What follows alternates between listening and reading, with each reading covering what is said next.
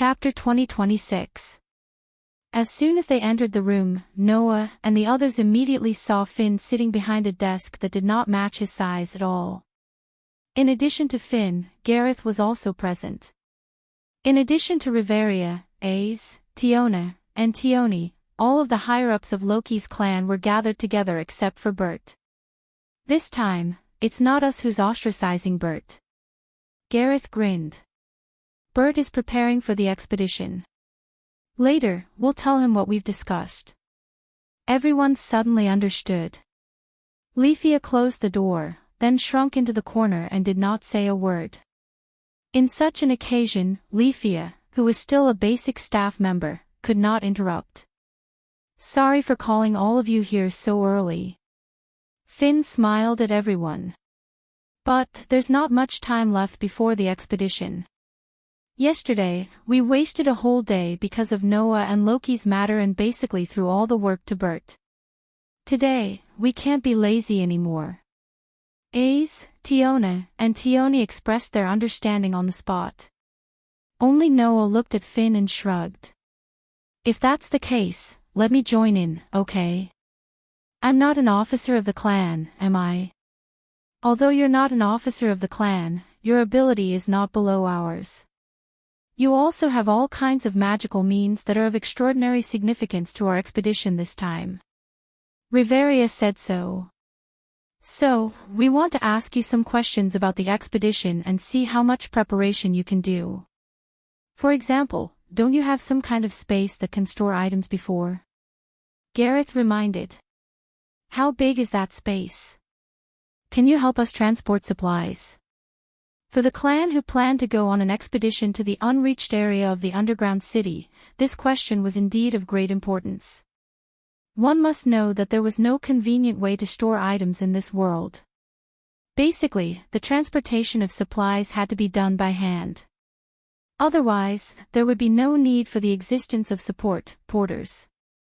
Loki's clan had a lot of business, so it was impossible for them to not prepare enough supplies. However, the problem of transportation and carrying needed to be considered. Food, water, clothing, weapons, props, and other supplies, no matter how well prepared they were, if there was no way to transport and carry them without affecting the battle, then it would be meaningless. Not to mention, the purpose of the dungeon expedition was to explore the dungeon and obtain higher level and quality magic stones, dropped items, herbs, and minerals as spoils of war. Those were things that needed to be sold on the ground. Otherwise, as a pure exploration class spawn, if they didn't earn a lot from this aspect, all of them would have to eat dirt. Previously, we encountered a bunch of monsters that could dissolve weapons in the area below the 50th floor. In the end, because our weapons were exhausted and we couldn't explore any further, we could only return with our tails between our legs. Tiona pouted. This time, although we are preparing to go on an expedition with the blacksmiths of Hephaestus' clan, the blacksmiths can only help us repair our weapons. We still need to prepare a lot of things, right? In the past, there was also a lack of food. In the end, we had no choice but to give up on exploring the deeper regions, Tioni nodded. If you can really help us transport some of the supplies, we can extend the exploration time. It's really meaningful. Apart from that, Noah also has the means to strengthen the abilities of others, right? Finn looked straight at Noah. That method will also greatly increase our combat power. It will also make our exploration more convenient and smoother. If we encounter monsters that are too powerful, we can even fight them to the end.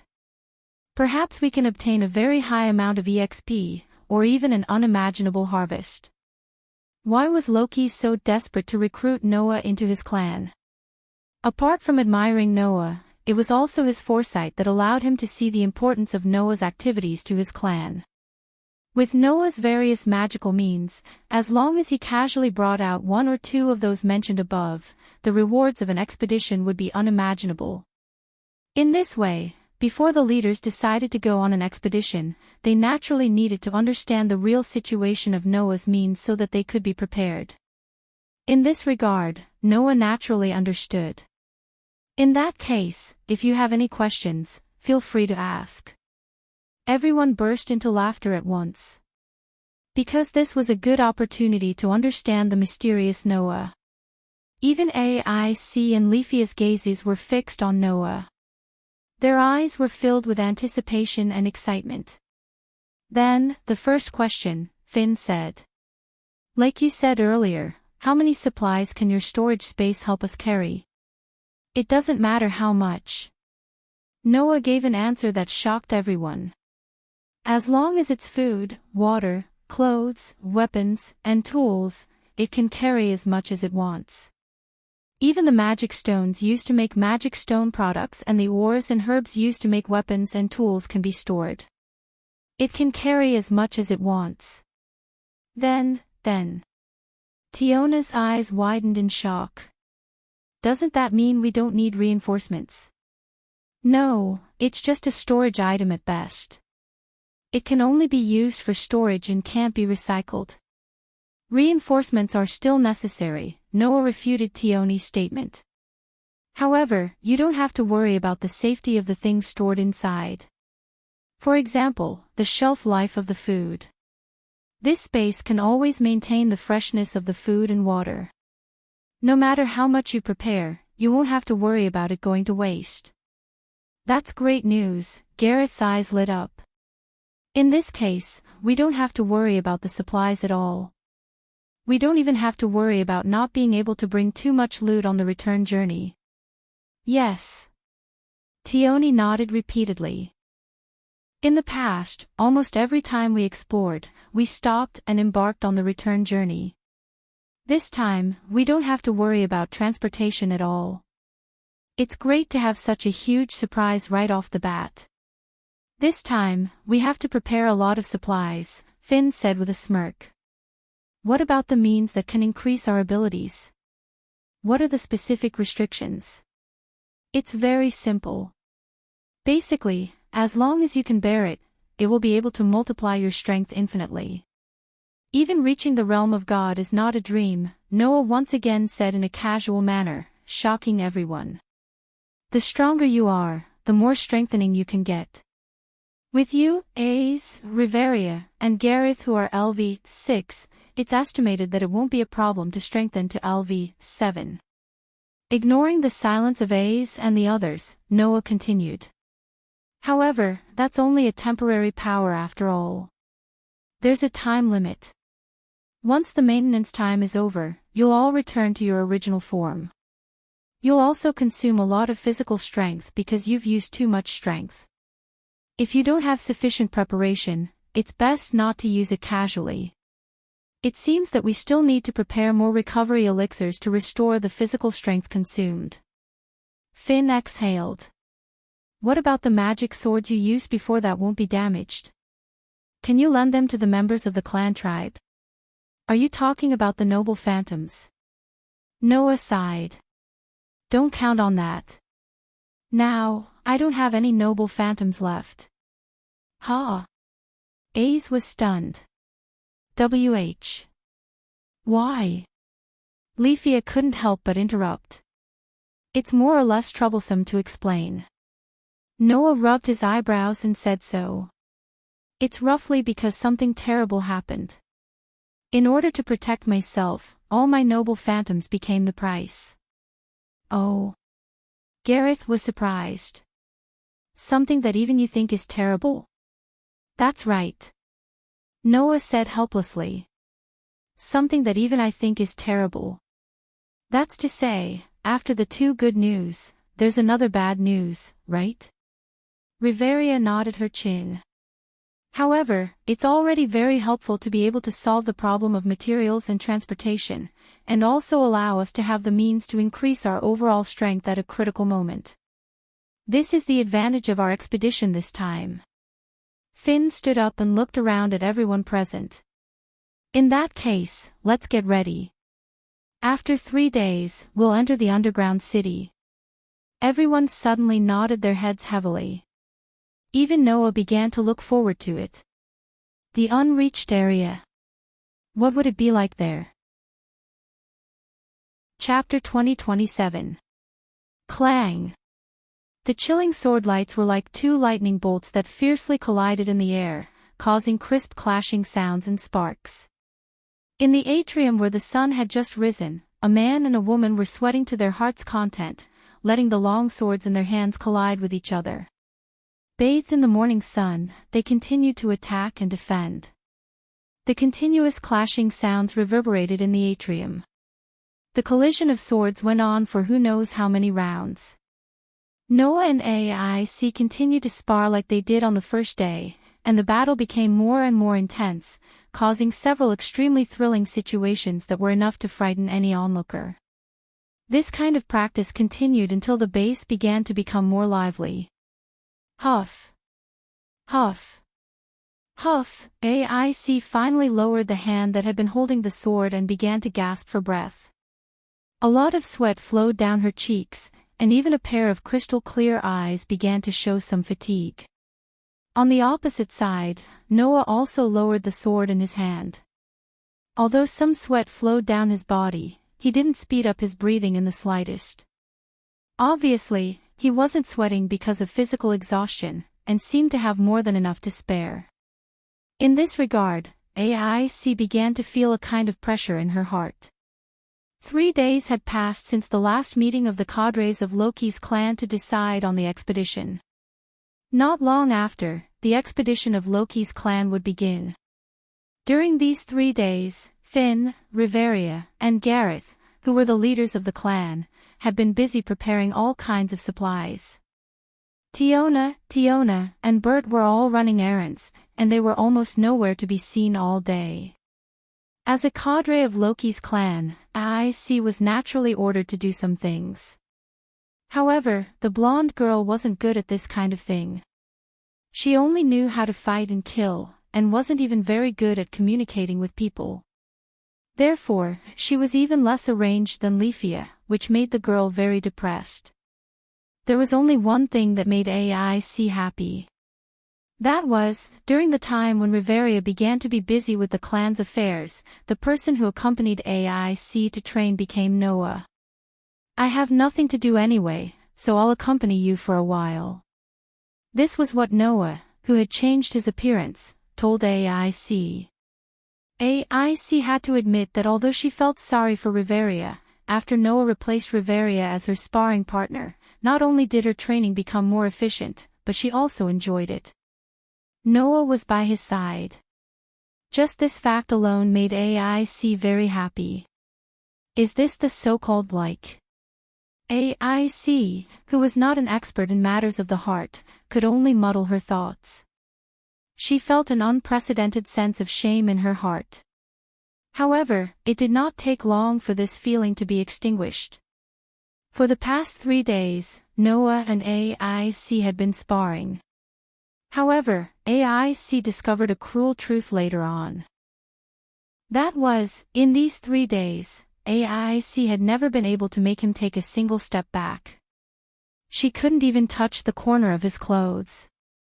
No matter how hard AIC tried, to the extent that she did not hesitate to reveal her true abilities in the sparring session, Noah was still able to deal with her attacks with ease. From the looks of it, he simply did not bring out his full strength. No, it should be said that he did not even try to be serious. Thus, AIC understood one thing. The person in front of her, there was an unbridgeable gap between them. The gap between them was too big. To Noah, this was just a sparring session. However, to AIC, in these 3 days, other than magic, she had already used everything she had, but she still could not touch Noah. She could not even make Noah take a single step back. This made AIC's muddle-headed feelings of a young girl disappear without a trace, turning into an impulse. An impulse to chase after him. The power that she pursued was right in front of her eyes. Whether it was the muddle-headed feelings or the pursuit of power, she had to chase after it. Chase after the man in front of her. Driven by her emotions, AIC took a deep breath, calmed her breathing, and raised her sword again. Seeing the flames of struggle burning in AIC's eyes, Noah could not help but laugh. "All right, let's stop here. The sky is already bright, and we have to set off soon. You should go back to your room and prepare. AIC was slightly startled, then she noticed the time and lowered the weapon in her hand in disappointment. Seeing AIC like this, Noah felt that it was really funny. Although this girl was not good at expressing her feelings, she was also not good at hiding them. Even though the changes were very subtle, but if one observed carefully, one could still see the thoughts in this blonde girl's heart from her expression and eyes.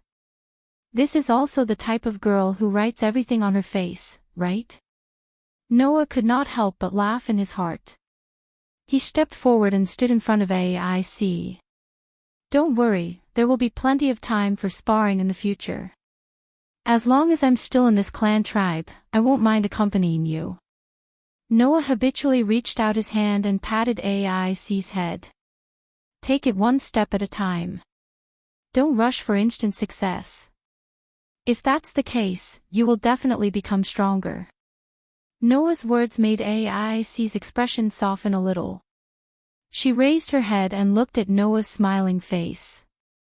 Even though his face was different from the one in her memory, she could still see the gentleness in his dark, deep eyes. AIC's pretty face blushed a little, but she did not resist Noah's hand at all, and smiled embarrassedly. In the sunny courtyard, the scene of a man and a woman in close contact filled the surroundings with warmth. At this moment, a gaze full of resentment was cast on Noah, and Noah paused his actions. Feeling that gaze, Noah glanced over speechlessly. All he saw was that in the corner of the courtyard, a cute elf girl with sharp ears was hiding there, glaring at Noah with resentment as if she was looking at a mortal enemy. Who else could it be other than Leafia? Noah could even use his eternally strengthened hearing to catch the elf girl's mutterings. Too cunning. Too cunning. Not only does he monopolize Miss AIC all day long. He even caresses Miss AIC's head like that. He immerses himself in such a good atmosphere. He's really too cunning. Too hateful. The elf who yearned for the golden-haired, golden-eyed girl continued to release her resentment, giving Noah a headache. In these 3 days, the same thing happened many times. Whenever Noah was alone with AIC, Leafia would always appear in all sorts of corners and stare at Noah as if she was looking at her father's murderer. It was as if she was his spirit, making Noah feel that he might be cursed by this girl. In this regard, Noah really wanted to say something. Everyone knows that the werewolf likes AIC. Why don't I see you being his spirit? In the end, of course, Noah didn't say that out loud. At this moment, the elf girl's resentful voice carried a hint of anger. She couldn't help but jump out and yell. You've been touching her for too long. As she shouted, Leafia rushed forward with an astonishing momentum and dragged AIC away. Leafia. AIC was startled. Miss AIC. Leafia faced AIC and revealed a smile as if she was deliberately ignoring Noah. Let's go prepare for the expedition. Leafia's smile was indeed very cute, proving that there was no such thing as an ugly elf. But for some reason, AIC felt that Leafia's smile was a little scary. In an instant, she was overwhelmed by Leafia's inexplicable aura and nodded weakly. Humph. Leafia snorted coldly at Noah and turned her head away, leaving the back of her head to Noah. She then held AIC's hand and walked towards the mansion. AIC seemed to want to say something to Noah, but she was forcefully dragged away by Leafia. She could only look at Noah like an abandoned animal. In the end, she was still brought into the mansion and disappeared from Noah's sight. Noah was really amused. This clan tribe is indeed far more interesting than I imagined. As Noah sighed, the bell for dinner rang. In an instant, the lively atmosphere in the mansion changed completely. Because everyone knew. After dinner, it was time to start the expedition. Let's hope something interesting will happen. With this thought in mind, Noah also walked into the mansion. Chapter 2028. On the day when Loki's clan decided to go on an expedition to the underground city, the weather was very good. Warm sunlight poured down from the sky, illuminating the white-walled tower standing in the center of the city, the Tower of Babel. And in front of the Tower of Babel, a group of heavily armed people was gathered here. This group of people seemed to have occupied this territory, and a large area around it was empty. The adventurers who planned to go to the underground city were like a crowd of onlookers, surrounding the group and pointing at them. If you looked carefully, you would be able to see it. In front of the group, a flag with a clown pattern was fluttering in the wind. Only under a flag could people form a group. This sentence was heard countless times in the box, and now it was displayed in the most realistic way in another world, in the most realistic way in front of Noah. Noah gathered here with the rest of the members of Loki's clan. He blended in with the crowd, making full use of the advantage of his common face. In terms of appearance alone, he did not attract anyone's attention at all. Next to Noah, Leafia, who was carrying a huge cylindrical backpack, also stood there as a supporter. Woo! Leafia seemed to be still angry with Noah, and she looked dissatisfied. Why do I have to act with Mr. Noah? Because we are all basic members? Noah said teasingly. The expedition must be dominated by the first-level adventurers. LV-4S and LV-3S like us can only be the support, and when the conditions allow, we can only act as the rear guard. As Noah said, the first-level adventurers, such as Ace, Tiona, Finn, Riveria, Gareth, and Bert, stood at the forefront of the team, majestically receiving the worship of the adventurers around them. In the eyes of others, these first-level adventurers were undoubtedly the protagonists of the expedition of Loki's clan. As for LV-4 players like Noah and LV-3 players like Leafia, in the eyes of others, they were really just insignificant members of the team. At this time, they could not steal the limelight at all. After all, the deeper areas from the 37th floor onwards were not an area that LV-3 and LV-4 adventurers could enter. Therefore, during the expedition, the first-level adventurers were the real protagonists, and the support was the LV-3 and LV-4 members of the clan tribe. In other words, among the Loki clansmen who planned to go on an expedition to the dungeon, other than the first-level adventurers, the rest were all LV-3 and LV-4 supporters. Since that was the case, Noah and Leafia, who were also LV-3 and LV-4 respectively, naturally had nothing special about them and could only blend in with the crowd. In fact, even Noah had a huge backpack on his back. Therefore, Noah emphasized that he was only a supporting character.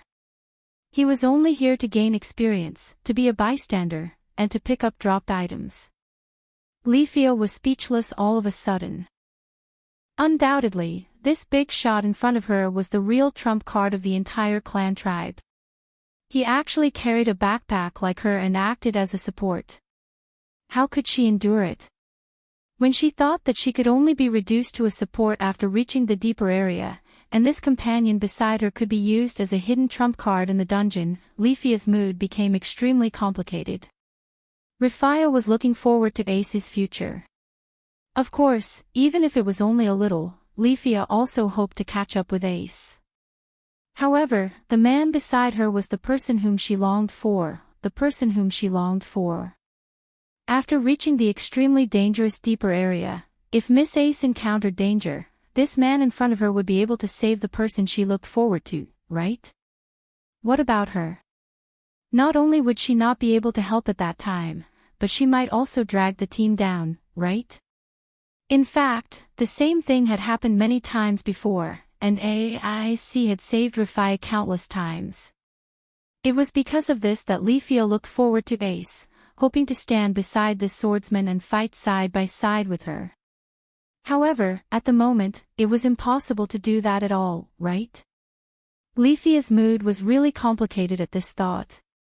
Under such circumstances, a voice suddenly sounded in her ears. Don't worry, as long as you have the heart to move forward bravely and never give up, you will definitely not be a burden. Leafia was slightly taken aback. She lifted her head and looked at Noah instinctively. Looking at Leafia, who was staring at him in a daze, Noah suddenly smiled. He extended his hand and rubbed Leafia's head. You are the successor of Riveria.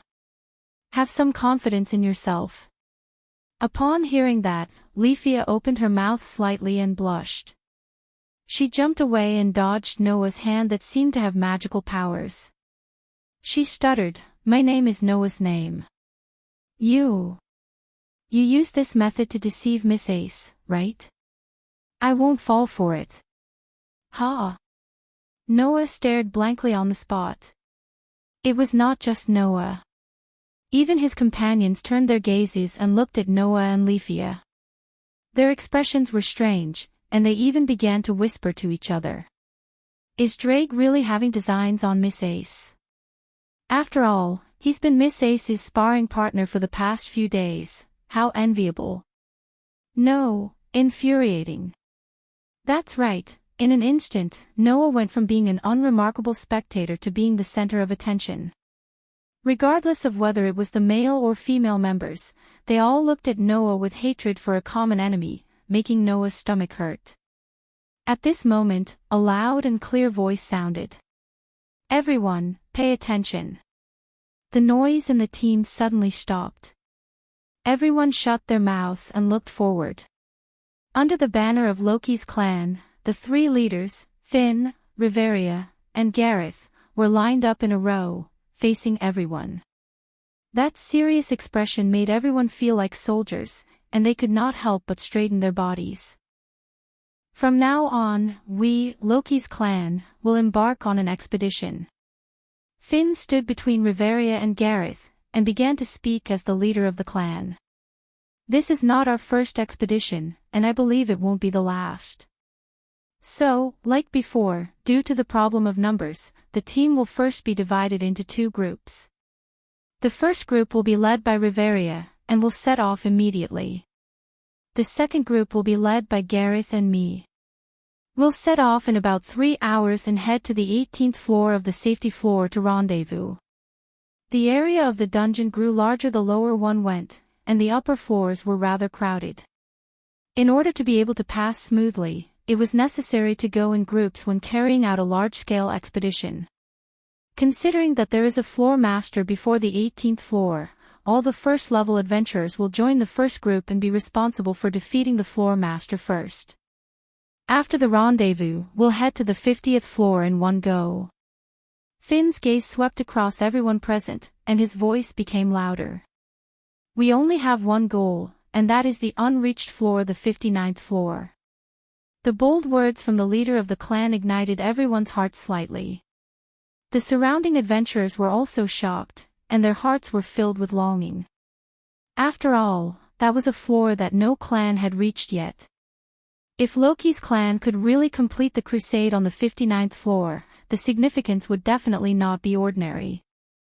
That's right. This expedition is of great significance. Finn's tone became heavy. However, only by coming back alive can you enjoy that glory. If you die, then there's nothing. That one sentence made everyone fall into silence. Yes. Only by being alive can you enjoy glory. If you died, even if you became a hero in others' words, you would only be praised by others, and you would not be able to hear it yourself. Live on. My compatriots. Riveria's voice began to ring. Only by living on, you are the best. Garrett's heavy voice rang out as well. Our goal, in addition to reaching the unreached floor, is to have everyone survive. Finn's voice once again pierced everyone's heart. Can you do it? Everyone's heart began to surge with an impulse.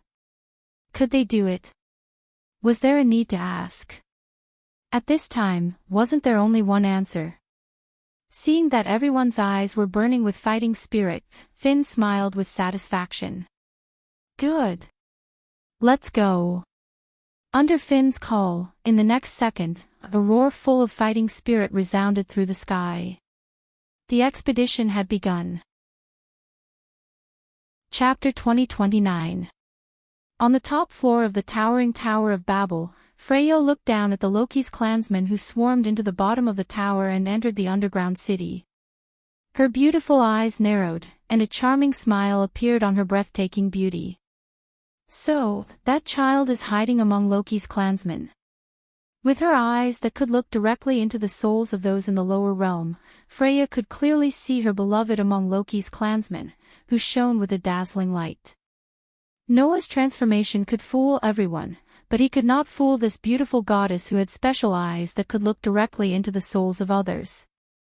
In front of this beautiful goddess, Noah's whereabouts were completely exposed. Loki really knows how to make use of every opportunity, Freya murmured, but the smile on her beautiful face became a little cold. It's really unpleasant. This was Freya's current mood. This feeling was not caused by the fact that her previous game had been seen through by her sweetheart, nor was it caused by the merciless warning she received. It was just pure jealousy. Freya could ignore the fact that Noah had joined Hestia's clan.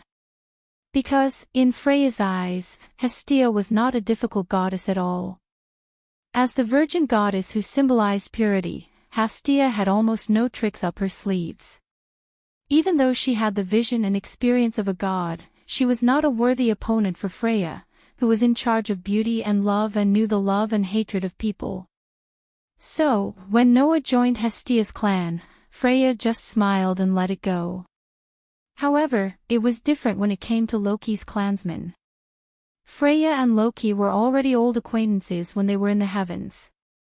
With the status of an evil god, Loki was almost on par with Freya in terms of scheming. It was because of this that Loki and Freya's clansmen could become the kings of Uriley together.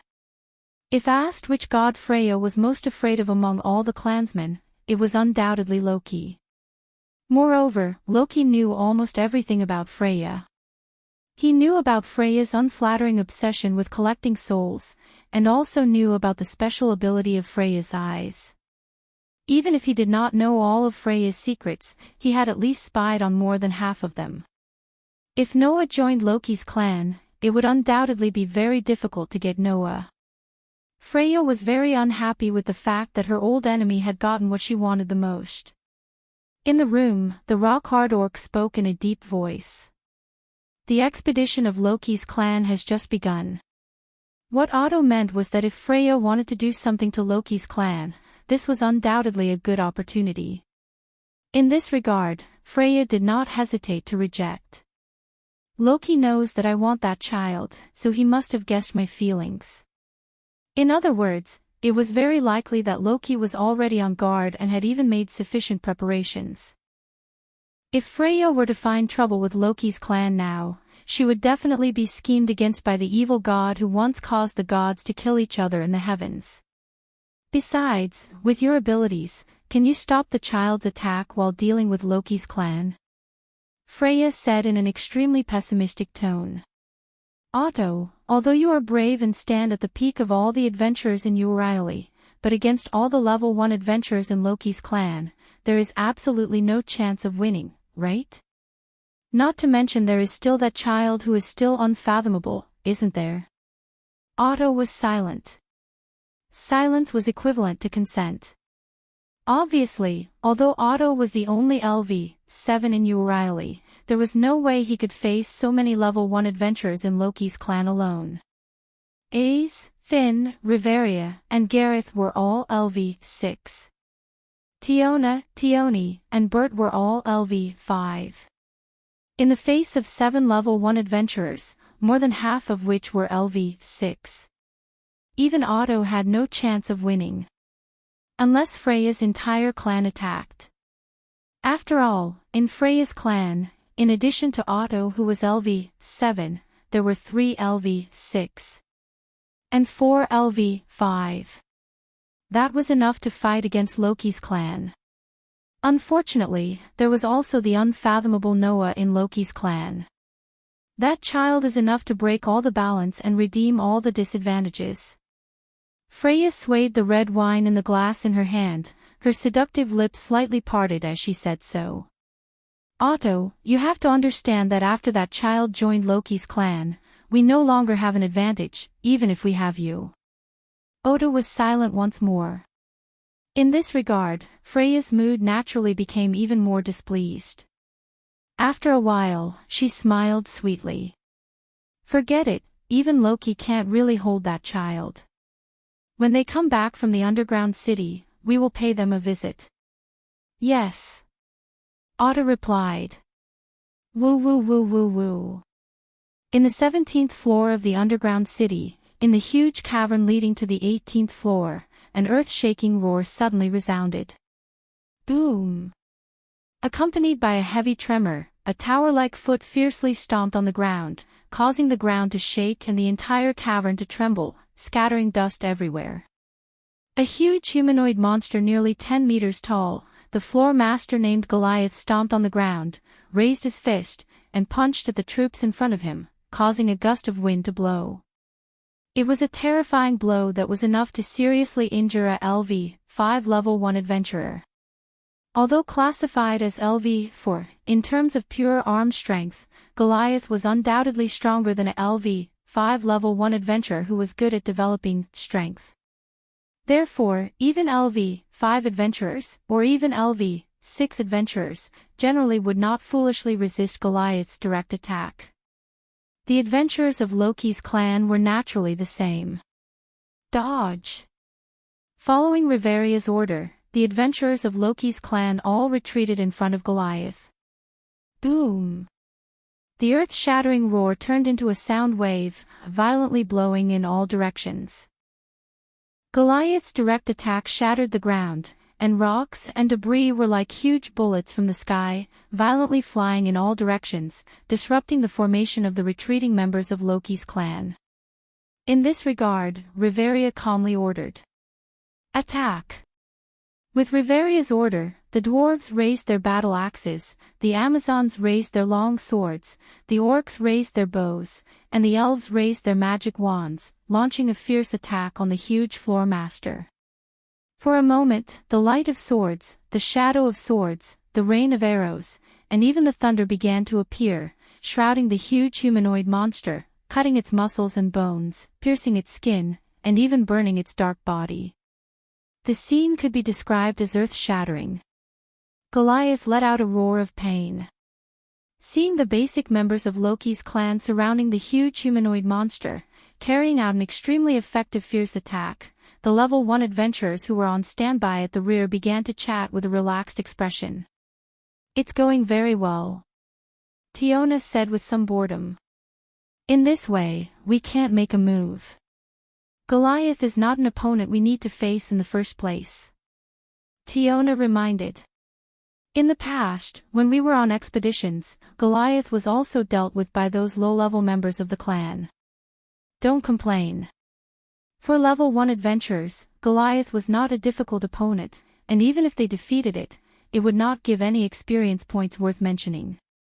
Therefore, generally, during expeditions, monsters like Goliath's level were dealt with by those LV-3 and LV-4 members to accumulate experience points and improve their strength. For level 1 adventurers, the experience points were not a big deal, but for LV-3 and LV-4 adventurers, it was much more valuable. At this time, kill-stealing was absolutely immoral. Finn arranged for the level 1 adventurers to be in the vanguard, mainly to deal with unexpected situations. Once there was danger, they could not care so much, and the level 1 adventurers on standby would all rush over. Because of this, while Tiona were chatting, Riveria had been giving orders, and Ace was also paying attention to the situation in front of them, ready to rescue at any time. Only Bert, with a look of displeasure, shouted at the person next to him. What are you standing there for? You go too. The person who was shouted at by Bert was Noah. Chapter 2030. In fact, Bert had been unhappy with Noah for a long time. The reason was simple. At the beginning of the expedition, the areas before the deeper layers were for LV-3 and LV-4 adventurers to accumulate experience points. When exploring the unreached areas, only level 1 adventurers above LV-5 could be of use. The rest of the adventurers joined as rearguards and support. In other words, by the time they reached the deeper area, the level 2 adventurers who were only level 3 and level 4 were almost useless. They could only stay in the garrison, take care of the supplies and spoils, and serve the level 1 adventurers who were fighting at the front line. If they didn't accumulate experience points while they could still be of use, then the expedition would really be just a porter and a waiter. Other than broadening their horizons, they wouldn't gain anything.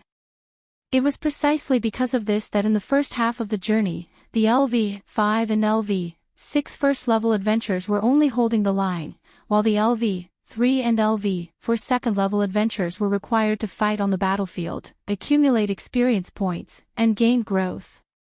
However, what was this guy who was also LV-4 doing? Ignoring the floor master, who was a highly sought-after prey, this guy actually stayed in the same spot and watched with relish. How could Bert be happy like this? Even that stupid elf who had been following behind Aeth grabbed his wand and rushed forward. Do you think that the EXP gain method is fair game? Bert glared at Noah with a ferocious glare.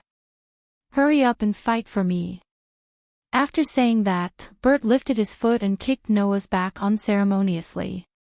It seemed that he intended to kick Noah to the front line. However, Noah, who was carrying a huge backpack, suddenly turned around and lightly dodged the kick. After shrugging his shoulders, he didn't even take off the huge backpack on his back. Instead, he rushed forward like a sharp arrow. Wait! Tiona and Tyogni almost cried out in surprise at the same time. AIC was even more surprised. She instinctively raised her feet, intending to charge forward. However, before that, Riveria stopped them. Don't worry. Riveria said in a voice that Bert couldn't hear. He knows what he's doing. As if to prove Riveria's words, Noah, who had transformed into a gale, rushed forward and immediately blended into the crowd, starting to fish in troubled waters. At the very least, to Ace, Riveria, Tiona, and Tiny who knew Noah's true strength, Noah's performance could only be described as fishing in troubled waters. They saw that Noah, who was mixed in the crowd, had not taken off the huge backpack on his back. His hands tightly grasped the shoulder straps of the backpack on his back, but his feet moved like shadows, shuttling quickly through the battlefield. Sometimes, he was like a breeze that came and went as he pleased. I think you're just jealous that he can have fun with AIC every morning, right? Who's jealous of that little guy? Bert's voice became louder. Stop spreading rumors, you bastard Amazon. You're scolding me too. Tiona raised her eyebrows and began to expose. Don't think that I don't know, Bert. When Drake and AIC are doing morning exercises, don't you secretly hide in the sky corridor to watch? And you're still saying that you're not jealous? Bert's face twisted. It was an expression that would only appear when someone was poked at a sore spot. In response, Tiona giggled and delivered the final blow. Besides, AIC likes little brother Noah, not you annoying werewolf. Ooh. Bert let out a painful howl as if he had suffered a heavy blow. He clutched his chest and almost fell down. That painful howl almost overlapped with Goliath's mournful cry before his death. Kaboom! In the deafening sound of falling to the ground, Goliath, the floor master, slammed heavily on the ground and finally lost his life. The adventurers of Loki's clan cheered and jumped for joy. They were happy to have defeated the floor master. Noah, who was mixed in the crowd, looked at Leafia, whose breathing had quickened. He met Leafia's gaze and smiled mockingly at the elven girl. Leafia's pretty face instantly turned red and she quickly averted her gaze. Then, as if she felt that she couldn't take it anymore, she glared back at him with hatred. This cute reaction made Noah burst into laughter. He carried his backpack and quickly dodged to the side. Tiona and Tiona moved closer to AIC and snickered when they saw this scene. AIC, don't you feel that little brother's relationship with Leafia seems to have improved? If you don't work harder, your sweetheart will be snatched away by Leafia. AIC's pretty face blushed fiercely. It was rare for her to glare at her two friends of the same sex, causing them to scream and laugh as they ran away. As for Bert, he was still immersed in his injuries and couldn't extricate himself. Looking at the rather joyous scene, Riveria shook her head helplessly and raised her voice to give out orders again. Okay, hurry up and collect the magic stones of the floor master. If there are any dropped items, collect them too. The magic stones and dropped items from the floor master can be sold for a considerable price. Everyone responded and began to pack up. Noah once again mixed in with the crowd. While fooling around with Leafia, he acted like an ordinary member of the clan and acted as a supporter. Looking at Noah, who blended into the crowd and mingled with everyone, in the distance, AIC couldn't help but feel envious. In fact, AIC also wanted to get along happily with Noah. Chapter 2031. The 50th floor of the dungeon. Like the 18th floor, it was one of the few safe floors in the dungeon that did not produce monsters. It was also the last safe floor before reaching the domain. Unfortunately, although they were both safe floors, there was a decisive difference between the 18th floor and the 50th floor. There were two differences. One was the environment. If the 18th floor was like a beautiful paradise, then the 50th floor was a lifeless land of death. The ground here was gray. The trees here were gray. The rock walls here were gray.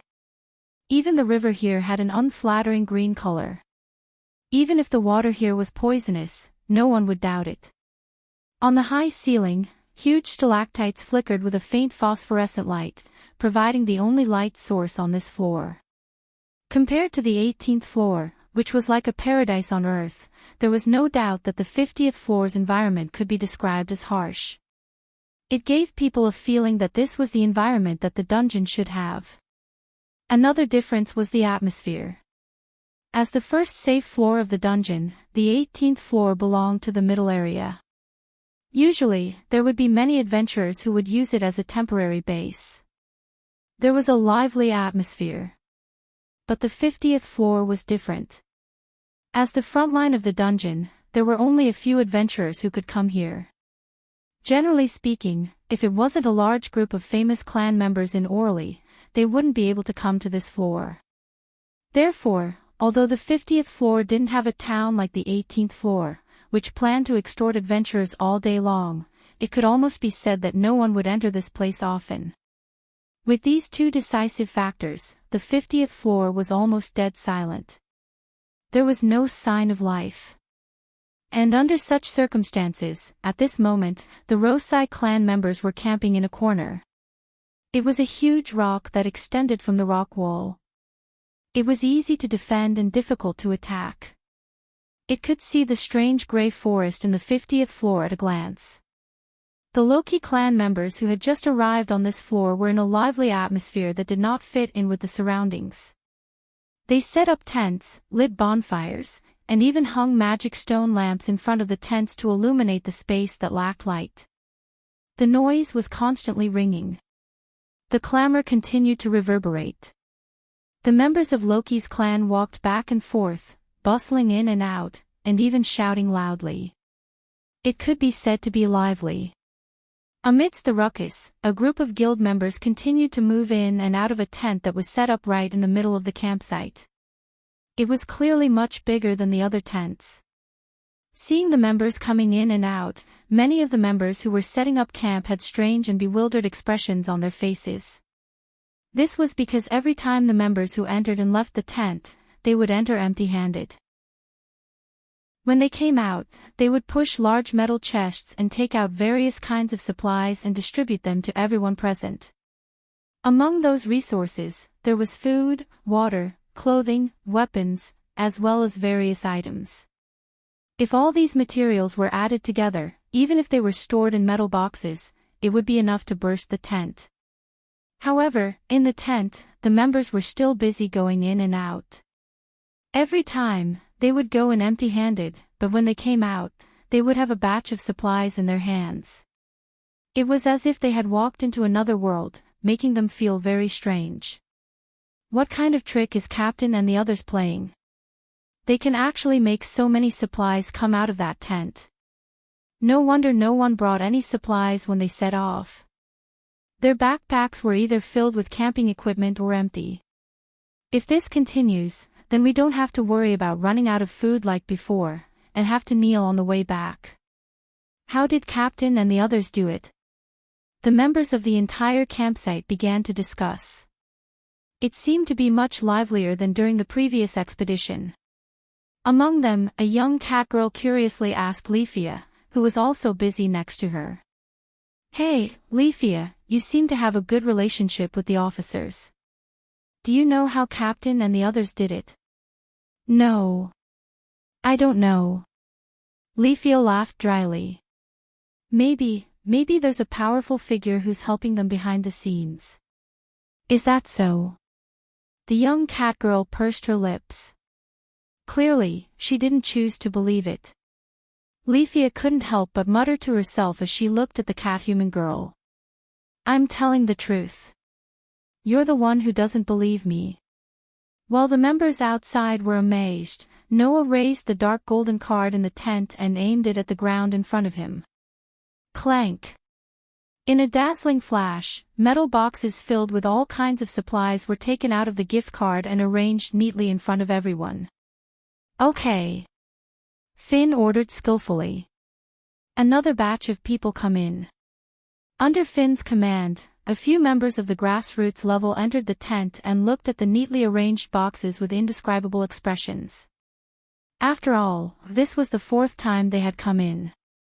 Undoubtedly, they had just moved the supplies out of the tent, but every time they came in, a new batch of supplies would appear out of thin air and be placed in their original positions. This magical scene filled everyone's heart with bewilderment and curiosity. As for Bert, who had watched from the beginning to the end, he couldn't help but be speechless.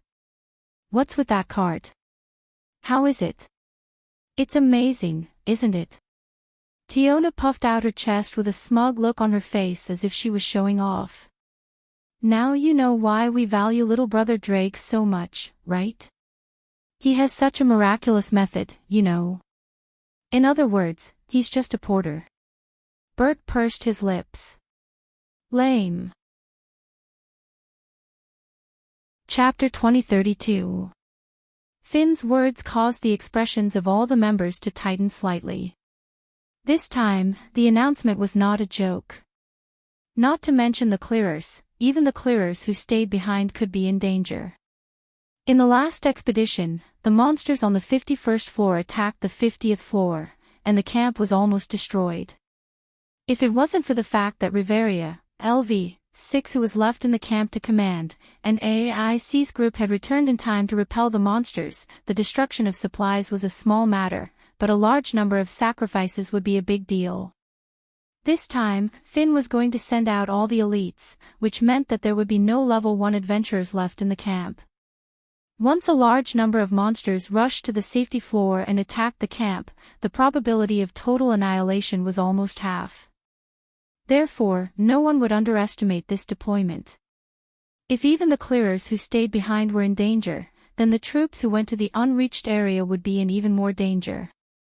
In the face of this deployment that was directly related to life and death, everyone could not help but be on tenterhooks.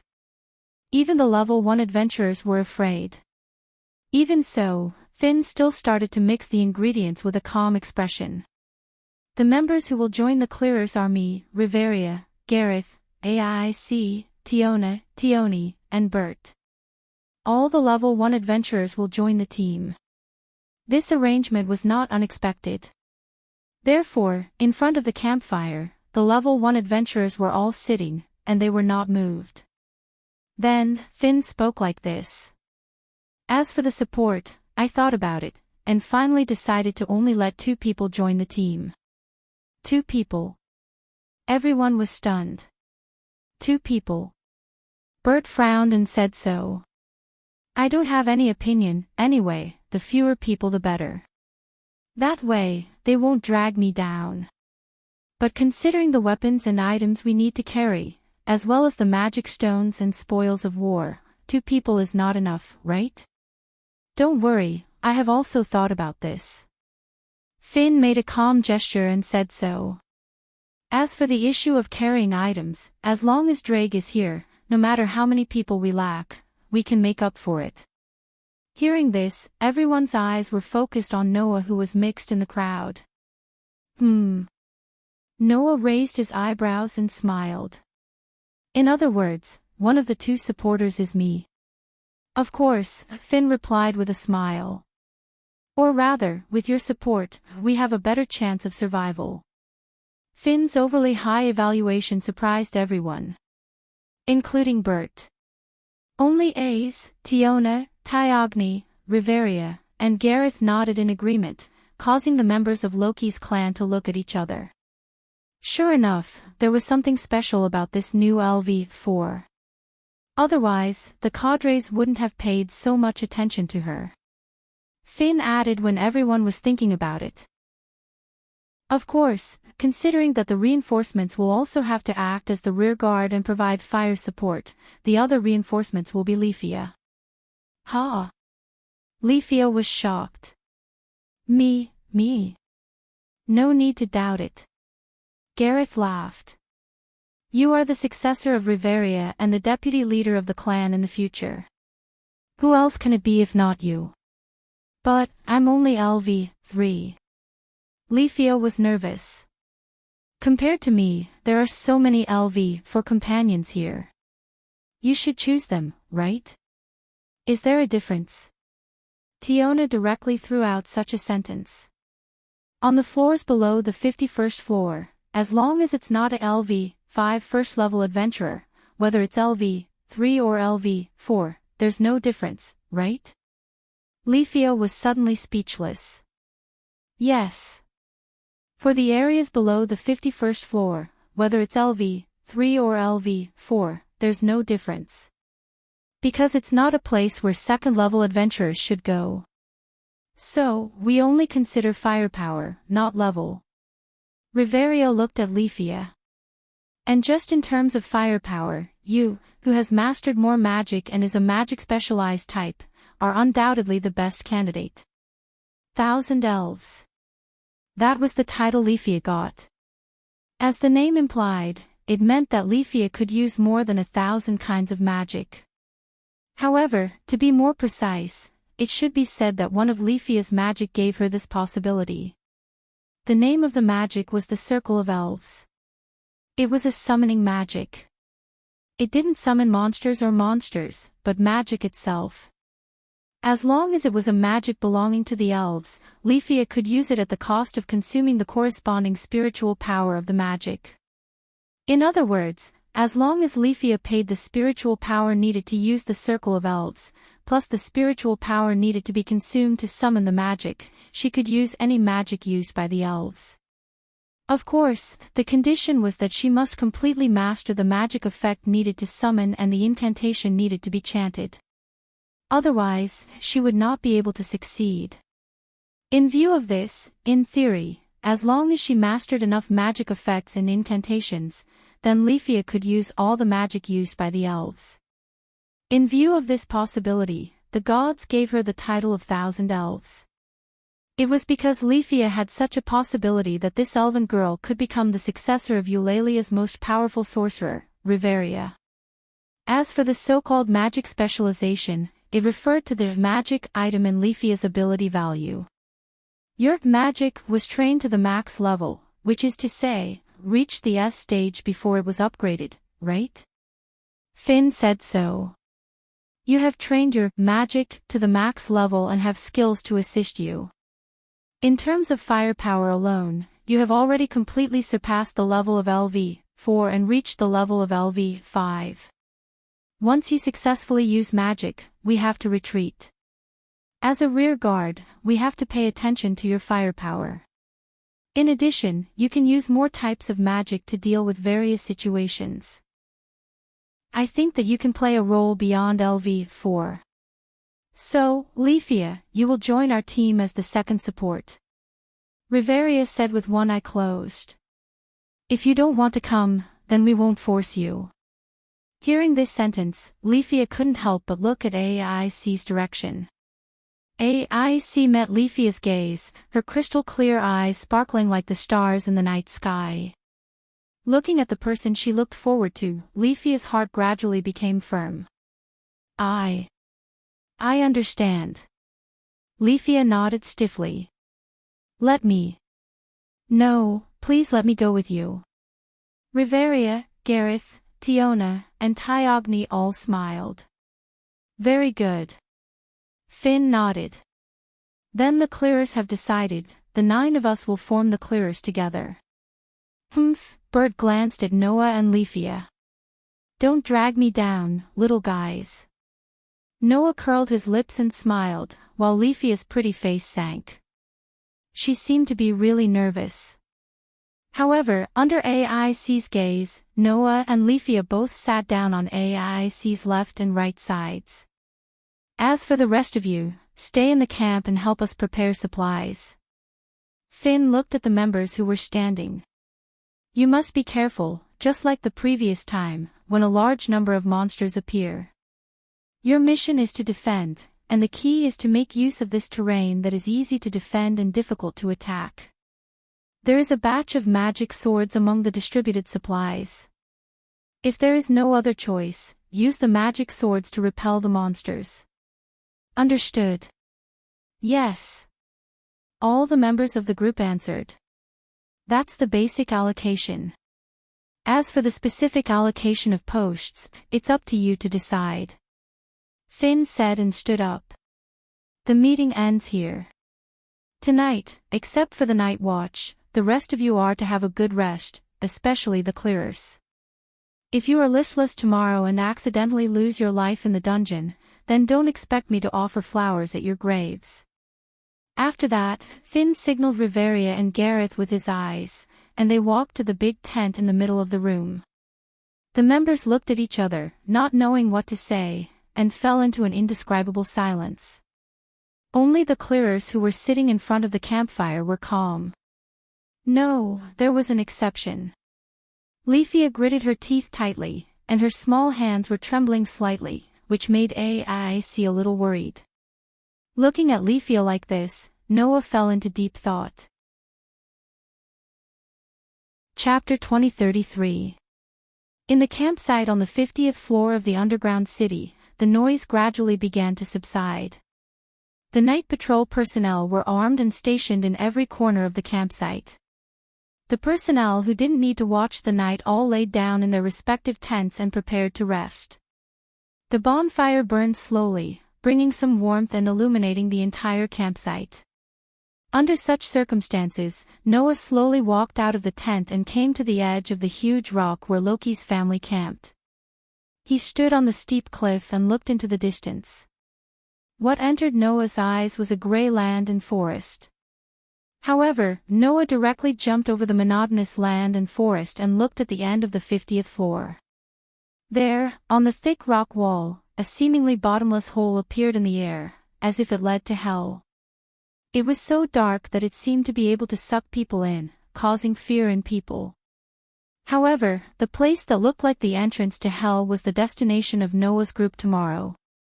The entrance to the 51st floor. It wasn't that Noah hadn't been to the 51st floor before. In the beginning, in order to train his newly acquired ability, Noah went deep into the deeper area more than once and went on a solo expedition to the 51st floor.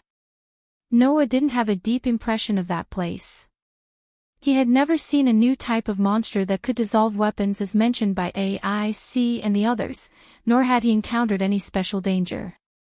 Therefore, the 51st floor only gave Noah the impression that it was too big and messy. Because, starting from the 51st floor to the 57th floor, the terrain began to become more complicated. It was a real labyrinth. Even with a map, if one wasn't careful, it was still possible to get lost and not find the way back up. For this kind of real labyrinth terrain, Noah had suffered before. In the end, he relied on the many magical items in the treasury to return to the 50th floor and return to the surface. In other words, the deepest area Noah had been to was the 51st floor. And the unreached area is the 59th floor, Noah muttered to himself. It seems that we can go deeper this time. The reason why Noah returned to this world and all the worlds he had been to before was to follow Gaia and Alea's instructions and not leave behind any regrets. He wanted to return to this world and see the people who were tied to him. Now, the arrangements for Hastia's family had been completed. Even without Noah, with the help of Chun-Ji's magic and the protection of Loki's clan, Hastia's clan wouldn't have any problems. In that case, Noah thought about what he had not done in this world. The answer he got was that he was curious about the area below the dungeon. It's not a bad idea to learn a little before we leave, and we can also repay Loki's conditions. Just as Noah was thinking about this, a voice suddenly sounded in his mind. You've come to an interesting place. Anyway, with your ability, there's no world that you can't break through. Is that so? Noah also smiled. But I think so too. Then let me look forward to your performance, partner. Delegu laughed out loud. I also want to continue to observe this interesting world.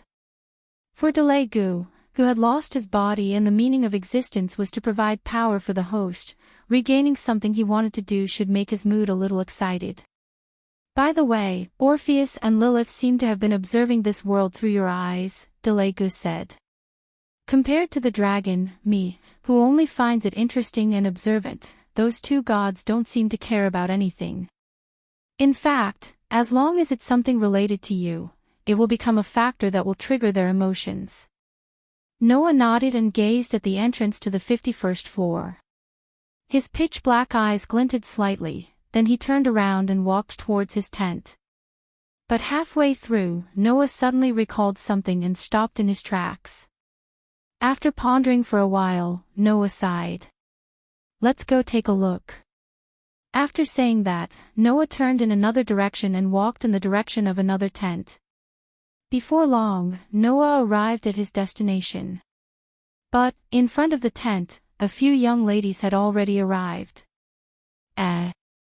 Tiona exclaimed in surprise. Little brother. Why are you here? Tiona and Tiona appeared in front of the tent and were about to enter. Tiona didn't seem to expect Noah to come here and was a little surprised. Cast a puzzled look at Noah. Under the gazes of the three young ladies, Noah laughed. It seems that our goal is the same. Tiona and Tiona exchanged glances with each other, and then all of them burst into laughter. At this moment, a few more voices sounded. Everyone is here. Even Noah is here. It seems that everyone has the same thought. Along with these words, Finn, Riveria, and Gareth, the three leaders of the clan tribe, appeared. Perhaps because the owner of the tent heard the commotion outside, the owner of the tent came out. Leafia was a little confused. Why is everyone here?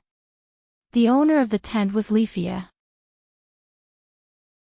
Chapter 2034. Inside the tent, Rifia was sitting upright as if she was sitting on pins and needles. She looked at Noah and the group of Loki clan officers who were also sitting on the ground. She began to fidget in fear and trepidation. Among the Loki clan members, the one who was closest to the officers was undoubtedly Rifia. As Revelia's successor, this young girl had been learning from Revelia. Because of her longing for AIC, she was led by the nose by Tiona and Tiorn all day long, running all over the place. Over time, their relationship became much better. However, even so, Rifia still felt extremely nervous. Apart from Bert, the officers of the clan were all gathered in her tent. This made Rifia feel a little reserved. Under such circumstances, Noah and the rest sat on the ground without a care. Their gazes were all focused on Rifia. This made Rifia even more reserved. At that moment, Rifaya could only speak weakly. Why have you all come here together? Hearing this, everyone looked at each other and smiled. I think everyone has the same goal. As the representative, Finn stated everyone's goal. Then, we want to see how you're doing. And my situation. Rifaya's neck shrunk. She seemed to understand what Finn was talking about. Forgive me for not being able to beat around the bush. I'll just say it. Riveria said as she looked at Rifaya, as though she had seen through Rifaya's heart. Rifaya, are you very uneasy? Rifaya immediately shut her mouth and lowered her head.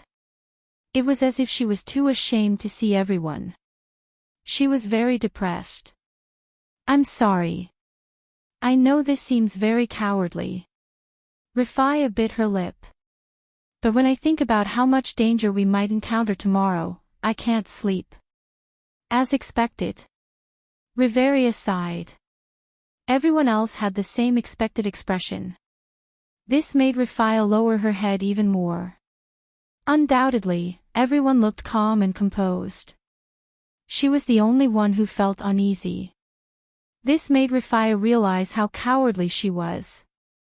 As expected, it's impossible to catch up to such an amazing person with my ability, Rifaya was forced to think this. However, at this moment, Noah suddenly spoke. Don't misunderstand, no one here thinks you're a coward. Leafia was stunned. She raised her head and looked at Noah. You're not afraid of losing your life, are you? Noah met Leafia's stunned gaze and smiled as he exposed Leafia's inner thoughts. You're just afraid of dragging everyone down, right? He hit the bullseye. Noah's words were the real reason for the excessive unease in Leafia's heart. Is that so? Tiona was a little surprised. Leafia, so that's what you've been thinking all along. Idiot, it's not like this is the first day you've met Leafia. Do you think she's so cowardly that she doesn't even dare to enter the dungeon? Tioni snapped. If you're afraid of the dungeon, why are you an adventurer? I like what you said. Garrett stroked his beard and grinned. There are no adventurers who are afraid of the dungeon. Leafia is a qualified adventurer. There's no doubt about that. Leafia is very powerful. AIC nodded as well and said softly to Leafia as though she was not good with words. We believe in Leafia. AIC's words cleared a lot of the darkness in Leafia's heart. However, Leafia still spoke softly in an extremely unconfident manner.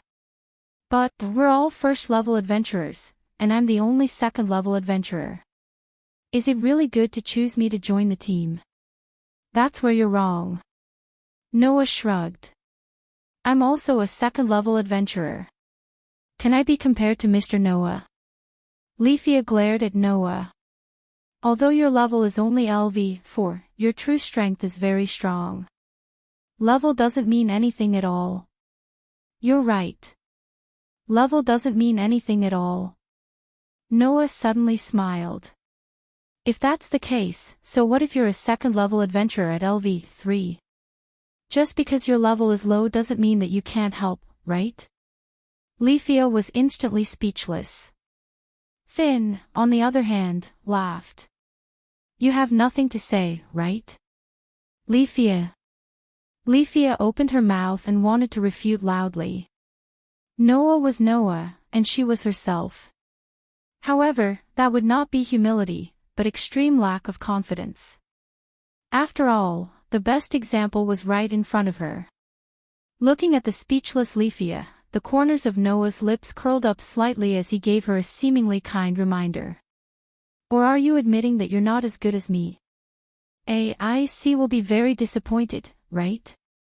The uneasiness in Leafia's heart instantly turned into anger.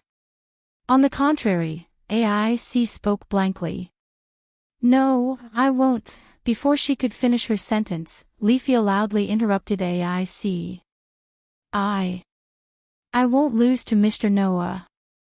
There was no longer a trace of nervousness and uneasiness on Leafia's face. With an astonishing aura, she approached AIC. Miss AIC, please believe me. I won't be a burden to everyone. I'll prove that I won't lose to Mr. Noah. AIC was startled by Leafia's approach and did not know what to say for a moment. When the others saw this scene, they looked at each other and smiled bitterly. Leafia's changed so quickly. Tiona, is this the purpose of this young man? Tiona, what a good provocation. Finn. Leafia, that child really has an unusual attachment to AIC. Riveria, ha ha ha ha. Isn't this great? Gareth, under the teasing of the others, Leafia seemed to have realized what she had done. Her whole face suddenly turned red as if it was on fire. She almost fainted because of the shame.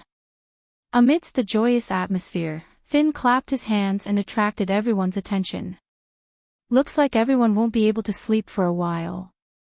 Why don't we just talk about something before we go to sleep? Okay. Tiona was the first to raise her hand in agreement. Anyway, there's still a long time before dawn. We can rest for a while and recover our energy and strength. This is also a way to improve our relationship, right? Gareth nodded.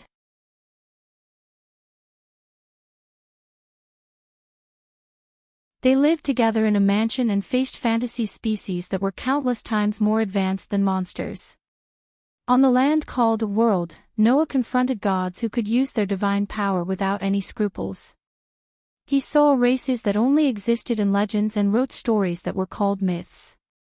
Noah was immersed in his memories and told his past without revealing his true origins. In the entire tent, only Noah's voice kept echoing and did not calm down for a long time. Leafia, Tiona, Finn, Riveria, Gareth, and the others had been listening to Noah's narration all this time. After learning about the extremely thrilling and exciting past, their hearts had practically never stopped being filled with shock and astonishment. The past that Noah told them was too dreamy for the people of this world. However, no one doubted that it was fake. There were two reasons. 1. There was no need for Noah to lie. 2. This was the only way to explain why the man in front of them had never received the grace of a god, but had strength beyond everyone's imagination. After experiencing so many bizarre and thrilling things, even an ordinary human would become an indomitable powerhouse under the tempering of Shiraba. Noah had successfully experienced it, which was why he was so powerful. Understanding this point, everyone present couldn't help but have a yearning in their hearts. If they could experience all kinds of thrilling and bizarre events like this person, they would have almost no regrets as an adventurer. Therefore, at this moment, whether it was Riveria who liked to travel, Finn, Gareth, Tyogni, or Leafia who had distant dreams, they couldn't help but yearn for the life that Noah described. Was the only one who couldn't help but have a thought as she looked at Noah, who was sitting beside her and telling everyone about his past. If that's the case, does it mean that one day, Noah will leave this continent and continue to drift on the sea like before and leave this place forever? At this thought, began to feel an uncontrollable pain in her heart. Chapter 2036. There was no day in the 50th floor of the underground city, so naturally, there was no sunlight. However, when the morning gradually came, in the camp of Loki's clan, the members who had rested for the night came out of their tents one after another and changed shifts with the members who had been on duty for the night. It was the beginning of a new day. Noah also followed his biological clock and woke up at this time. However, just as he woke up, Noah felt it. In his arms, there were two soft bodies. That was Noah's first thought as he felt the soft and delicate body in his arms. Is it those clingy girls again? Except for Aster, Orpheus, and Lilith, Noah couldn't think of any girls who would crawl into his arms and sleep with him for the whole night. However, when Noah thought about it, he suddenly felt something was wrong. Clothes. The two bodies in Noah's arms were not as naked as usual, which made Noah's hands full of the feeling of smooth skin, but the texture of clothes. If it was Aster, Orpheus, and Lilith, they shouldn't wear clothes when sleeping with him. And what's with this fragrance? As the master who was stuck to by Aster, Orpheus, and Lilith almost every morning, Noah was already familiar with the smell of Aster, Orpheus, and Lilith. However, at this moment, the fragrance emanating from the two delicate bodies in his arms was completely different from that of Aster, Orpheus, and Lilith. The two abnormalities made Noah realize a somewhat terrifying fact. The two girls in his arms were probably not Aster, Orpheus, and Lilith. Noah immediately opened his eyes. In the next second, Noah finally saw the two bodies in his arms. On the left was a girl with waist-length light blonde hair and delicate appearance like a doll. On the right was a very pretty and cute elf with leaf-like sharp ears. At this moment, the two girls were nestled in Noah's arms. Although they didn't hug Noah tightly like Aster, Orpheus, and Lilith, they still clung to him and slept peacefully on Noah's chest. Other than Aster and Lephia, who else could it be? Noah's brain immediately crashed. Why? Why are these two girls here? After his brain crashed for a while, Noah finally realized what was going on. This was not his tent. Now that you mention it. Noah seemed to recall something. Last night, I seemed to have fallen asleep here. Last night, Noah mentioned his past. In the end, not only did Noah tell a lot about himself, but even Aster and the others listened with great interest. They completely forgot that they needed sufficient rest before they could march into the unreached area the next day. Under such circumstances, this group of people should have unknowingly fallen asleep in Lephia's tent. The reason why Aster and Lephia snuggled into Noah's arms was probably because they were dizzy from sleeping. With this in mind, Noah raised his head and looked around. Finn smiled helplessly as he watched Noah gently peel the two girls off him. "All right, you don't have to be so careful. It's time to wake these girls up." In other words, the most crucial part of the expedition was about to begin. When Noah and the rest all came out of Lephia's tent, all the members of Loki's clan in the camp had strange looks in their eyes. Under the strange gazes of all the Loki family members around them, Aes and Lephia felt extremely embarrassed. Especially when she learned from Gareth that she had unknowingly burrowed herself into Noah's arms last night and slept with Noah snuggled up to him for an entire night. Aes' face turned even redder than before, and Lephia almost fainted from shyness. As a result, the breakfast ended in a noisy atmosphere, especially Bert. When he learned that the level 1 adventurers other than himself had actually slept together in a tent for an entire night, including Noah and Lephia, his rough face almost distorted from twitching. Whether it was envy, jealousy, or anger at being pushed aside, no one knew. In short, Noah and the rest ended their breakfast in a rather noisy atmosphere. It was only then that the camp was once again shrouded in a solemn atmosphere. Not long after, Noah and the rest came out of their tents and gathered in the center of the camp. Finn, Riveria, Gareth, Aes, Tiona, Tyogni, and Bert were all fully armed, each holding a weapon in their hands and emitting a strong aura. Lephia carried a large backpack and held a magic wand in her hand.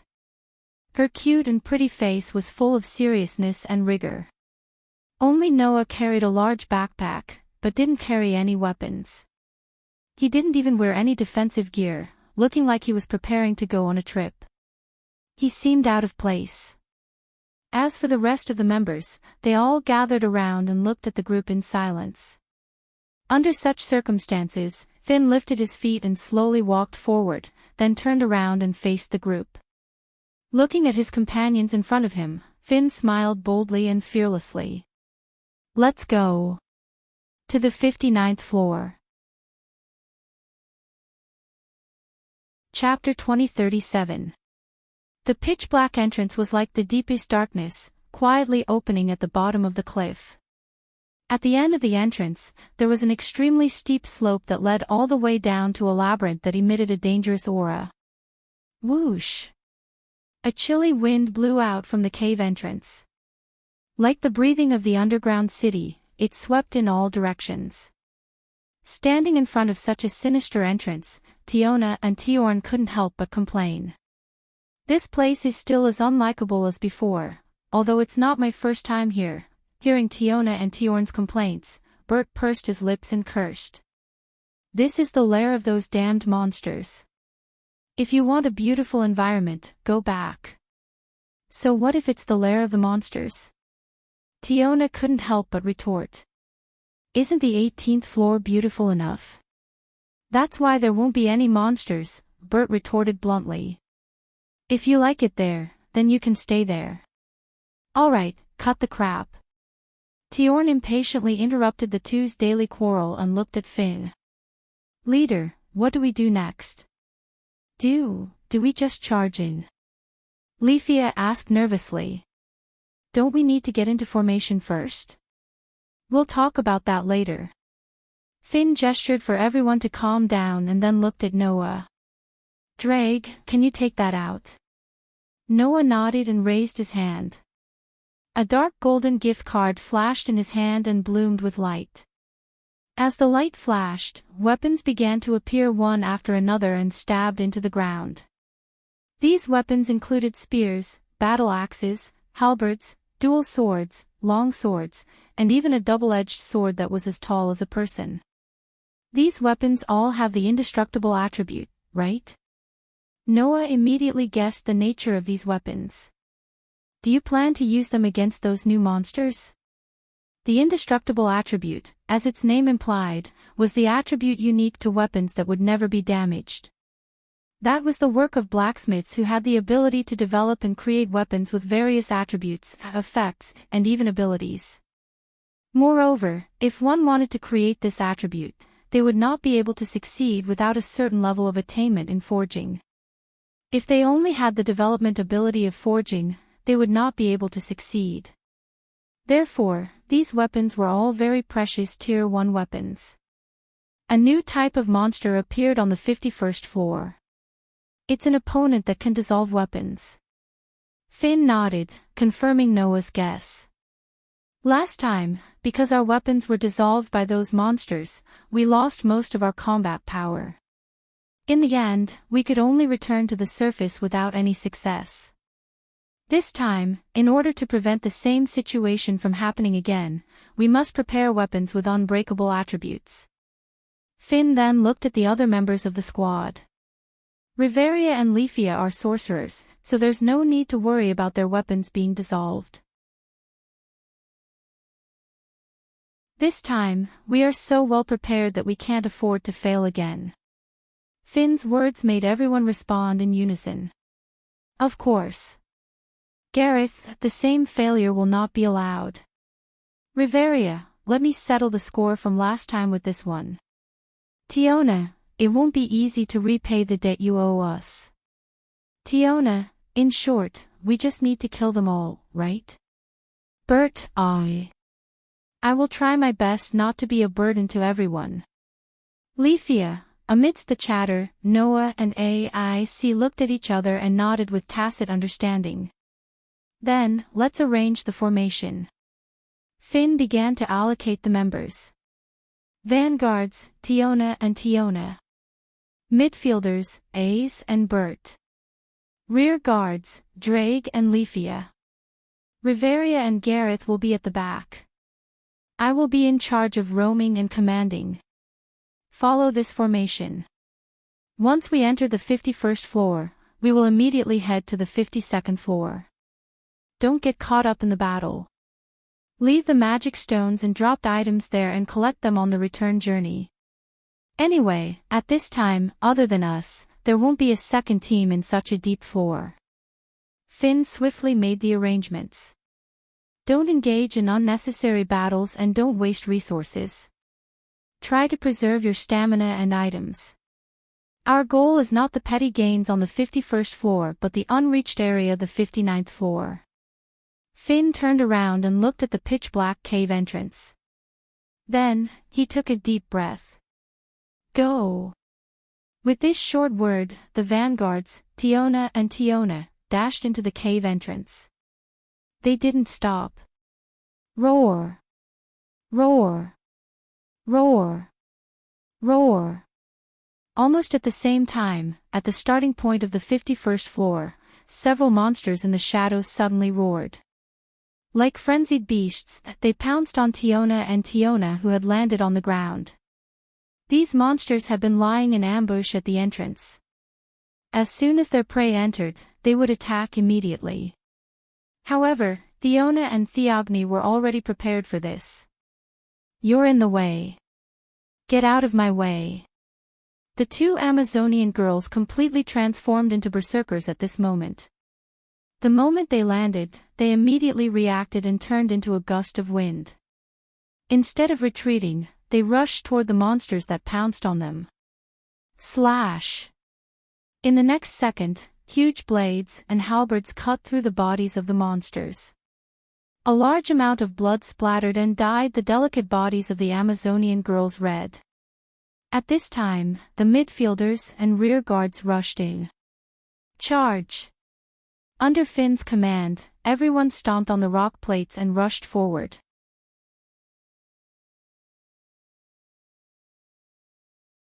Finn's voice immediately. "Got it. How troublesome." Ace and Bert, who were in the middle, immediately turned around. One took the left side of the team, the other took the right side of the team, and faced the black rhinoceroses that were attacking them from both sides. Suddenly, the silver-white sword flashed and the thunderous kicks exploded. It was like a thunder that could sweep away thousands of armies, enveloping the black rhinoceroses like a violent storm. Poochie! Every flash of the silver-white sword could take away the life of a black rhinoceros. Bang! Every kick was as fast as lightning, and it could send a black rhinoceros flying like a rubber ball. Ace and Bert killed the fishes that slipped through the net just like Tiona and Tiogny. They did not stop and kept running forward. Under the fierce attack of the 4 level 1 adventurers, none of the black rhinoceroses that came from the front could touch the 2 adventurers who were protected in the middle. Even if 1 or 2 black rhinoceroses suddenly rushed into the defensive circle while Ace and Bert were busy killing, they would immediately be pierced between their eyebrows by a long spear and die on the spot. Of course, that was the work of Finn, who was wandering in the team. Just like that, the group of people hurried on without stopping, charging at the fastest speed possible. During this process, the underground city was constantly rioting. Crack! A hair-raising cracking sound rang out. Rumble! Groups of black rhinoceroses broke through the walls on both sides of the maze that had cracked open. They brought along flying debris and thick sand as they roared and continued to surge forward. In the end, from the moment they entered the 51st floor of the underground city, even though the team went straight for the entrance of the 52nd floor, they were still met with an endless wave of attacks from the monster army. This was the deeper level. It was completely different from the upper, middle, and lower levels. It could be said that there was an endless amount of monsters in this area. In such an area, once the number of monsters reached a certain level, the underground city would stop spawning. However, once a monster was killed, the underground city would immediately spawn a new one, so there would never be a lack of monsters in this area. When this characteristic reached a floor like the 51st floor, it was even more terrifying. At the very least, the 4 level 1 adventurers in the vanguard and middle guard had been desperately waving their weapons since they entered the 51st floor, slaying the attacking monsters. However, they didn't see the number of monsters decrease in the slightest from the beginning to the end. The army of monsters was still charging forward, and the roars and tremors of the earth were endless. Naturally, in addition to the front, there was also an army of monsters surging from the back.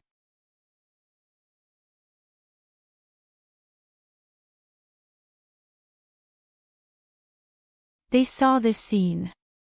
On the other hand, Noah finally understood why those monsters could dissolve weapons. It wasn't because they knew how to use this type of attack. It was not just a weapon. No matter what it was, as long as it came into contact with the corrosive liquid, it would only end up being corroded. It was no wonder that in the last expedition, Loki's minions whose weapons were dissolved had to retreat. If even the weapons were dissolved, facing such a monster empty-handed, even if it was a LV-5 or LV-6 level 1 adventurer, whoever touched it would die. Even if they didn't die, they would end up seriously injured. This group of hateful monsters. They're still so disgusting. Tiona couldn't help but curse. What should we do, Finn? Finn! Bert yelled as he pulled out the 2 swords with indestructible properties from his waist. Do we kill them? Don't talk nonsense. We're not here to take revenge. Even if we want to take revenge, we don't need to rush to take revenge now. It won't be too late to take revenge later. Finn replied without hesitation. Although we've prepared weapons and magic swords with indestructible attributes to deal with these larva-type monsters, considering that there may be more of these monsters on the later floors, we shouldn't use the precious weapons and magic swords here. Let's just rush directly to the entrance of the 52nd floor. Finn's words were not without reason. Although weapons with indestructible attributes could guarantee that they would never be damaged, it didn't mean that they would not be worn out. As long as it was a weapon, if it was used for a long time without maintenance, its sharpness would decrease and its power would weaken. The same was true for weapons with indestructible attributes. Even if it could guarantee that it would never be damaged, if it was used for a long time, or even let the weapon come into contact with the corrosive liquid, its sharpness would definitely decrease greatly. As for magic swords, they were a consumable item. If they could be saved for later, of course, it would be best to save them. So, continue to maintain the formation and rush forward. There are 2 forks in the next road, both leading to the entrance of the 52nd floor. Finn ordered. We'll take the left one directly, that one is closer to the entrance of the 52nd floor. Everyone nodded in agreement. However, at this time, Noah and AIC spoke at the same time and said this in unison. No. Take the right one. Everyone was stunned. Even Noah and AIC looked at each other with a startled expression. Obviously, they didn't expect each other to say the same thing. Under this situation, it was Finn who reacted first. What's wrong? Finn asked. Did you guys discover something? Noah and AIC nodded at the same time. Although the left path is closer to the entrance of the 52nd floor, it has been filled with monsters. Noah pointed at his forehead. Since the beginning, I've felt a large amount of strange aura from there. I'm afraid it's the new type of monsters. Is that so? Finn nodded thoughtfully and looked at AIC. AIC, did you notice it too? Yes. AIC nodded her slender chin and said. In the wind, there are many monster scents. Wind spirit scamper.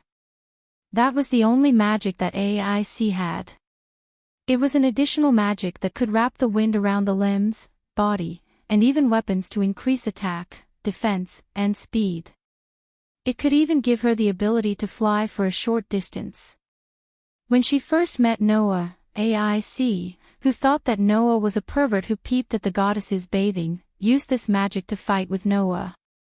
Through this magic, although AIC had just been promoted to LV-6 not long ago, her strength could almost be said to be at the top even in LV-6. Now, because Crush had not been perfectly controlled, AIC was wearing a bracelet that restricted the activation of magic, and even her own magic was sealed. However, the sharp senses brought by magic still existed, allowing AIC to feel some movements and abnormalities brought by the surrounding wind. Therefore, AIC was able to find a large number of larvae monsters in the left passage ahead, just like Noah, who had excellent sensing ability. Since Drake and AIC said so, then it must be correct. Finn did not hesitate to cancel the decision just now. Considering that the passage on the left is occupied by a new type of monster, even if it's closer to the entrance of the 52nd floor, once we start fighting, it'll take longer. More importantly, we'll have to use up the items we have on hand. It's not worth it. Let's take the passage on the right. Got it. Everyone agreed without hesitation. The group began to charge forward again, killing the newly produced monsters that broke through the walls on both sides of the passage. They rushed into the right passage like a hot knife through butter. Leafia, who was protected in the middle by a group of level 1 adventurers, gritted her teeth and tried her best to keep up. Noah, who was also protected in the middle, looked around at the monsters that broke through the walls. His dark eyes narrowed slightly. As if to respond to Noah's thoughts, Athena's voice sounded in his heart. It seems that the larvae are not ordinary monsters. This was what Noah was thinking. The reason why Noah thought so was very simple. This was because none of the monsters that were born from the surrounding walls were the so-called new species of monsters. In that case, Noah had to be suspicious of one thing. Are those monsters produced by the dungeon?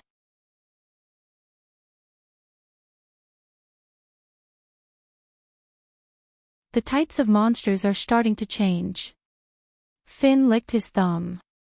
We're almost at the entrance to the 52nd floor. Just as Finn said, the entrance to the 52nd floor soon appeared in front of everyone. It was also a hole, but there was a staircase leading to the floor below. Theone. Destroy all the surrounding walls. Finn's eyes glowed as he gave the order. Riveria.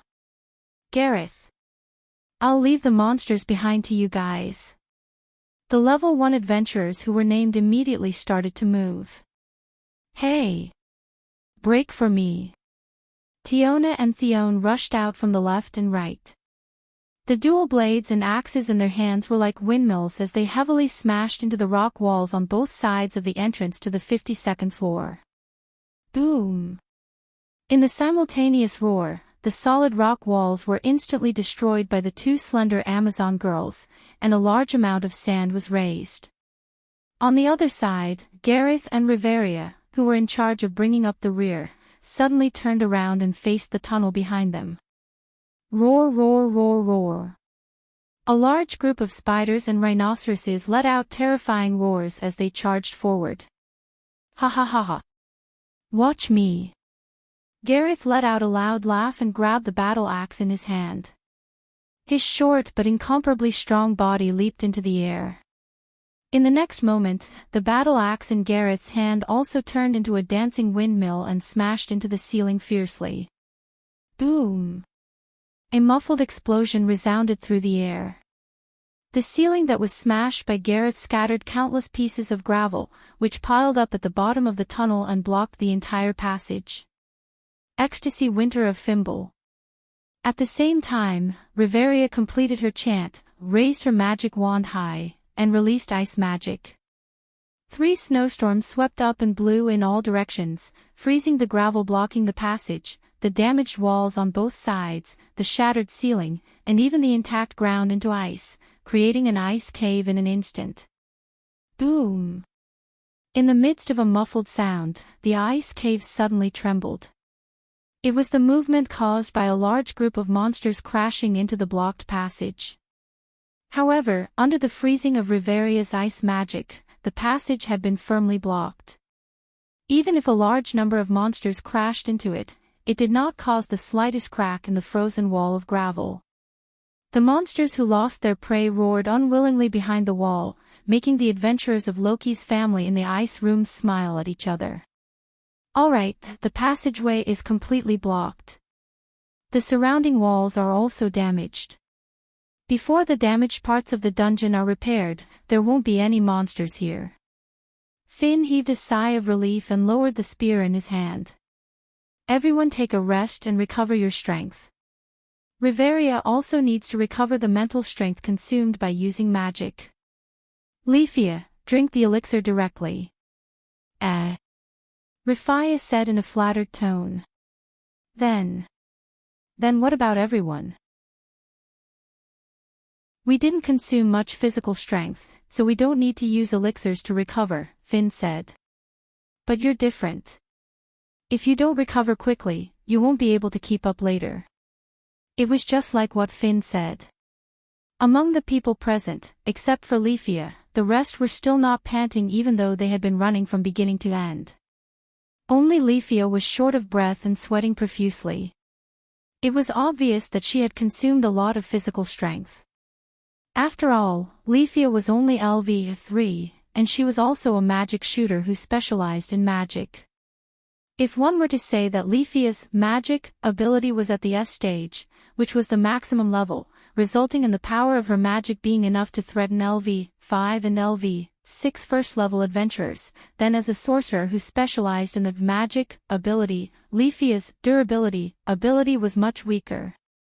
At least, when she was promoted from LV2 to LV3, Leafia's durability was only at the lowest stage, and her current durability was also at the I level.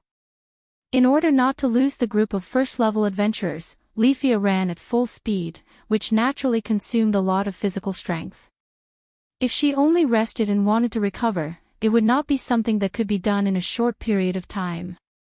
In this period of time when the broken walls of the underground city could be repaired at any time and new monsters would be bred again, Finn naturally had to race against time to let everyone recover. There was no time to waste. After understanding this point, although Leafia was a little unwilling, she still obediently took out the elixir that could restore her physical strength from her backpack and drank it in small sips. As for the rest, they just sat on the spot and began to chat while resting. At this time, Noah came to the entrance of the 52nd floor and looked down as he fell into deep thought. A figure unknowingly came to Noah's side, but she looked at Noah and asked softly, "What are you thinking about?" Noah withdrew his gaze and met AIC's crystal-clear eyes. He shook his head and said softly, "I'm just thinking that there should be a lot of secrets hidden below, right?" Secrets. AIC did not seem to understand Noah's meaning and tilted her head. For example, those new species of larvae monsters, Noah reminded. You have been to this floor many times before, and even reached the 58th floor. But you have never seen those monsters, so you called them new species, right? AIC nodded and confirmed Noah's statement. In response, Noah shrugged and said, "Don't worry about it. I think this matter should not be that simple." Really? AIC asked in confusion. Why do you say so? Because of intuition. Noah smiled faintly and looked down again with a flash of light in his eyes. I have never missed my intuition.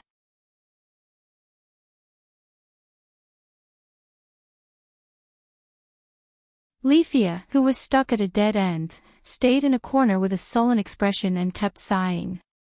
AIC, who did not know how to console others, could only stay by Rafia's side with a troubled expression.